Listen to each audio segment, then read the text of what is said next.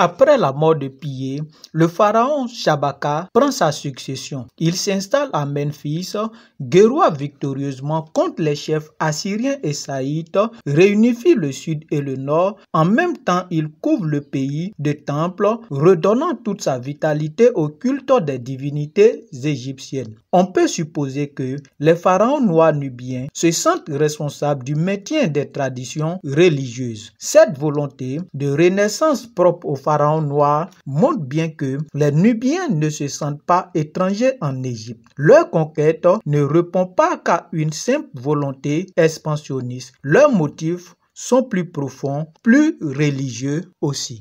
Les Nubiens se pensent et se sentent à la fois héritiers et ancêtres des pharaons d'Égypte. Leur domination est dans l'ordre divin des choses un nécessaire retour à l'âge d'or du royaume unifié d'Amon qui pourrait apparaître comme le premier monothéisme de l'histoire de l'humanité. Les pharaons noirs de la 25e dynastie sont, comme l'écrit l'égyptologue Timothy Kendall, les représentants terrestres que Dieu a choisi pour unifier et protéger son ancien royaume. On comprend leur souci de rendre à l'Égypte la splendeur de son passé en s'appliquant à faire renaître les traditions de l'ancien et du moyen empire. Le successeur de Shabaka, Shabataka, neveu de Pillé, est couronné en 702 avant Jésus-Christ à Thébès. Durant les 20 années de son règne, il assure la paix, consolide les croyances égyptiennes et développe considérablement les arts dans l'esprit de ses ancêtres. Son frère Taaka lui succède. Taaka, le pharaon noir, dont les œuvres sont universellement reconnues, s'inscrit dans la grande lignée des bâtisseurs du nouvel empire. Plus encore que ses prédécesseurs, il revient aux anciennes traditions, les pyramides comme monuments funéraires, le style archaïque, hiéroglyphique. Son programme de construction reste légendaire.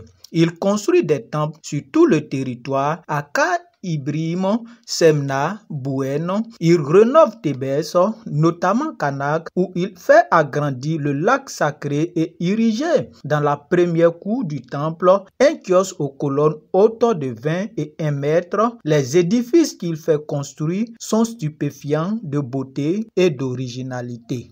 Dans sa Nubie natale, il restaure le temple du Jebel Barkal, sanctuaire souterrain et temple d'Amon, dont les salles creusées à même la roche de la montagne sacrée sont en ruine depuis leur achèvement sous Ramsès II. Il décore les murs d'inscription, repart les pylônes, les colonnes, fait venir de très loin des statues géantes, des lions en granit rouge. Il donne un véritable élan à la sculpture qui, tout en affirmant la tradition égyptienne, conserve un caractère nubien. À Méroé, capitale du royaume de Kouch, au VIe siècle, il subsiste une cinquantaine de pyramides. On en compte près de 300 au Soudan. Droit et juste, il mène une politique d'équilibre et d'harmonie dans le respect de la loi de Mar, le livre des morts des anciens Égyptiens, que l'on considère comme la Bible de l'ancienne Égypte. En rappelle les préceptes premiers devoirs du pharaon. Pratique la justice et tu dureras sur terre. Apaise celui qui pleure, n'opprime pas la veuve. Ne chasse point un homme de la propriété de son père. Ne porte point atteinte aux grands dans leur possession. Garde-toi de punir inutilement. En proie aux menaces de princes du nord et des envahisseurs assyriens, Taaka lutte pied à pied et se montre d'abord assez puissant pour repousser l'invasion, ce qui lui vaut de figurer dans la Bible. Mais il est finalement vaincu à Memphis par le roi d'Assyrie, Assaradon, en 674 avant Jésus-Christ. Les annales de ce souverain racontent à 15 jours de marche de Memphis, sa résidence royale. J'ai combattu quotidiennement sans interruption au cours d'affrontements sanglants contre Taaka, roi d'Égypte et de Kouch, que les dieux maudissent. 5 fois, je l'ai atteint de la pointe de mes flèches, lui infligeant des blessures mortelles. Puis, je fis le siège de Memphis, sa résidence royale, et Je la conquis en une demi-journée au moyen de mines, de brèches et d'échelles d'assaut. Je l'ai détruite. J'ai abattu ses murailles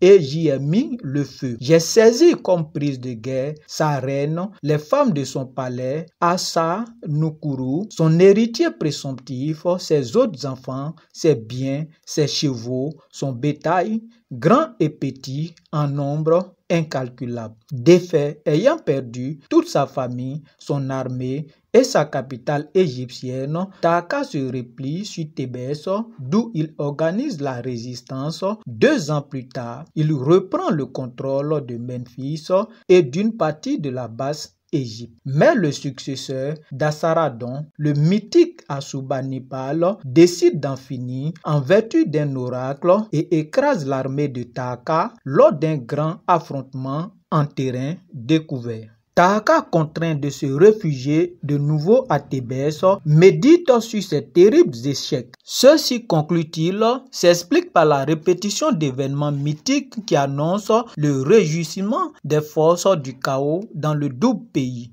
De ces dernières années, on sait peu de choses, sauf qu'il veille à ce que le plan des salles souterraines de sa sépulture pyramidale de 60 mètres de haut, la plus haute jamais érigée au Soudan, soit une réplique de la sépulture symbolique d'Osiris, dieu des morts. Foudroyé par les forces du chaos, il s'identifie à ce dieu tué par son frère Seth, puis ressuscité par Isiris et Nephthys. Comme lui, il revivra. Les forces du mal seront chassées. Il rétablira le mal et l'unité dans l'empire. Après sa mort, ses successeurs perpétuent la tradition de l'antique Égypte. Convaincus d'être les seuls gardiens légitimes de la montagne sacrée pour les hommes de l'Antiquité qui afflueront bientôt en Égypte, c'est la Nubie qui a engendré la culture égyptienne. Gaston Maspero, professeur au Collège de France, a résumé dans son ouvrage Histoire des peuples de l'Orient 1886